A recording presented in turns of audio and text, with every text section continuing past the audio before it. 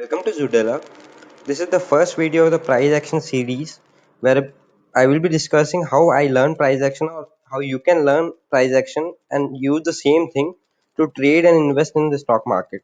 This is the first video which will be followed by either 15 to 20 or more videos than that. So going forward, firstly we need to understand the very basic of stock market. Like many people say that in the long run it is that the stock will either only go up or in the shorter run it is very difficult to time the market. Yet both the statements are correct, but you need to know which company you should hold for long term.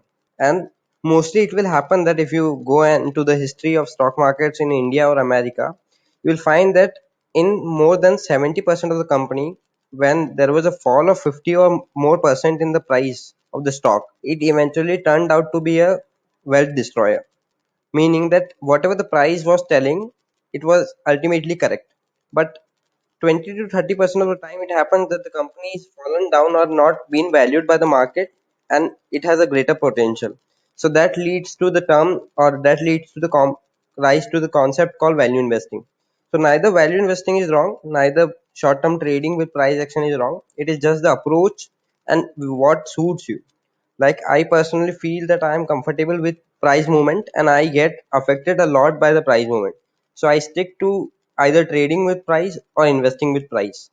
And it doesn't affect my sleep at night, so it is good for me.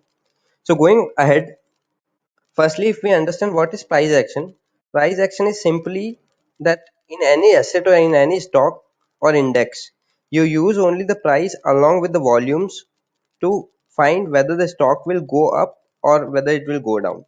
So it sounds very reluctant that how can we find with just the price and volume.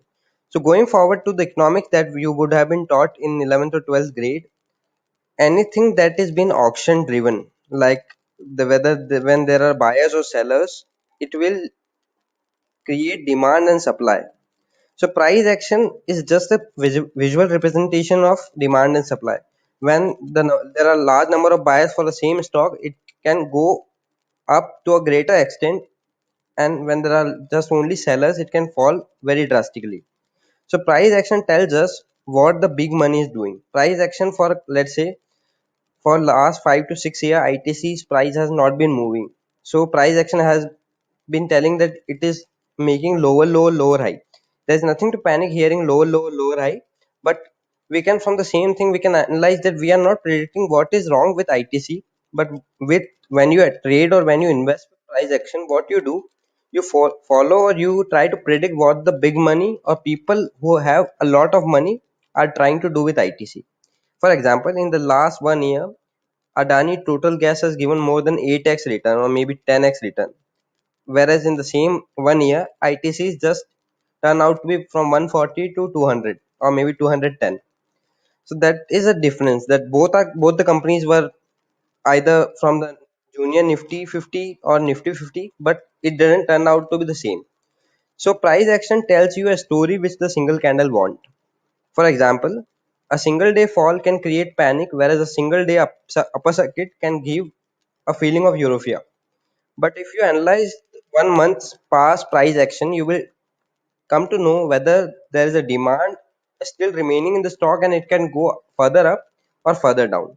And many people, when they begin with stock market, they are fascinated by the indicators such as RSI, MACD, stochastics, or many other. You can name hundreds of them, but all of them are either driven by price or volume. So either your price will go up firstly, then your RSI will go up. It is not that firstly your RSI will move which will cause the price to go up. So if you stick mainly to the price and volume which makes all the indicators, you will get the signals first. And price action approach mostly helps us to find an entry and exit. For example, you could have seen that many times it has happened that whenever ITC price comes to a 200 level, it doesn't breaches it but bounces back. Even though there is no momentum in that stock, but it is not breaching 200 level because 200 level or 195 to 200 level has been a greater demand area or a demand zone where buyers are attracted to that price. So from my experience, I initially started as a value investing candidate for markets, but it didn't turn out well for me because I got stuck in ITC for maybe 2 or 2.5 years with no returns. So from that same experience, I have learned three things. Firstly, it is more important to make money than to be right. Whether you invest in any company, I'm not just specifically telling about ITC. Whether you invest in any company, if it doesn't move as per expectation or it doesn't give either the index return also, whereas the other companies or the other opportunities can give you handsome return, it is way better to be wrong and make money. Second thing is, stick to rules which can give you exit signal also. Initially, many make a very difficult approach, but the same mistake that they don't have a exit criteria or exit plan with them. Many buy a stock and they have a feeling that if it goes down, we will hold it for long term.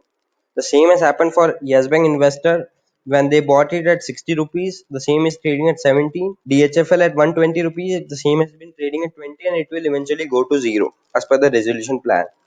So it is up to us how to analyze, and so we can use price action to find when to enter and when to exit, which can give us an ultimate edge.